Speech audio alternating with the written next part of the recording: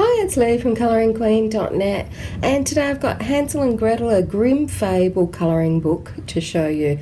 Now this is the English edition. You may have already seen the original edition out there. This is the English edition, so the text in this fairy tale is in English so you can read it.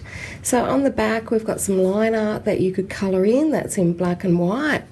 And we've got about a 10 by 10 size colouring book, nice square shape, lovely card cover.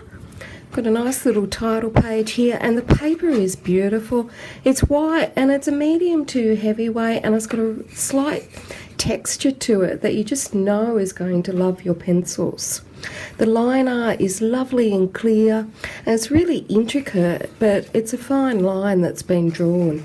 Now, at the beginning of the book, we've got an abridged version of Hansel and Gretel, and then we've got the illustrations that follow. And they've all been decorated nicely. Now, as you can see, these images do go right into the spine, but I think if I push hard enough, I'll be able to get that to relax a bit and to lay down flat. So you can see that the images are printed on both sides of the paper, and this paper really is quite lovely. On each of the illustrations there's a lot of detail, but there's lots of images that have larger areas of space for those of you that might have visual impairments or arthritis or things like that. So if you've got arthritis or whatnot, rather than colouring in all these little berries individually, you can just do a little wash of colour over that, and then you don't need to worry so much if it's a challenge. So we've got a nice variety going through the story, and we've also got some, pattern type illustrations here.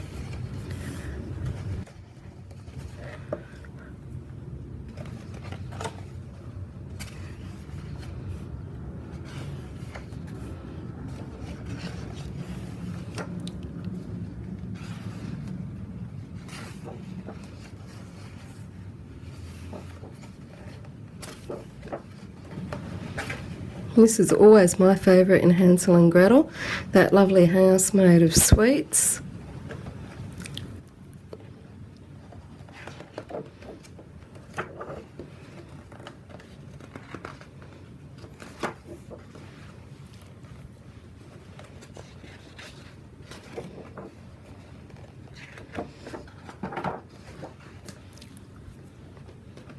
As you can see from the drawings, they're sort of quite grown up drawings. They're not cartoonish or sort of more animated like we're used to in some fairy tales.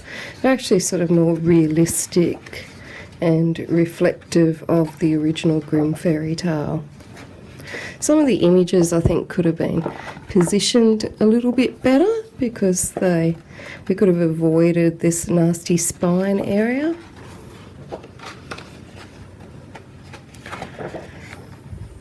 And some of them are just really lots of little itty bitty details, so I would be inclined to wash that if your eyesight is not the best. We've got some images here that would look great with like a pan pastel background on it.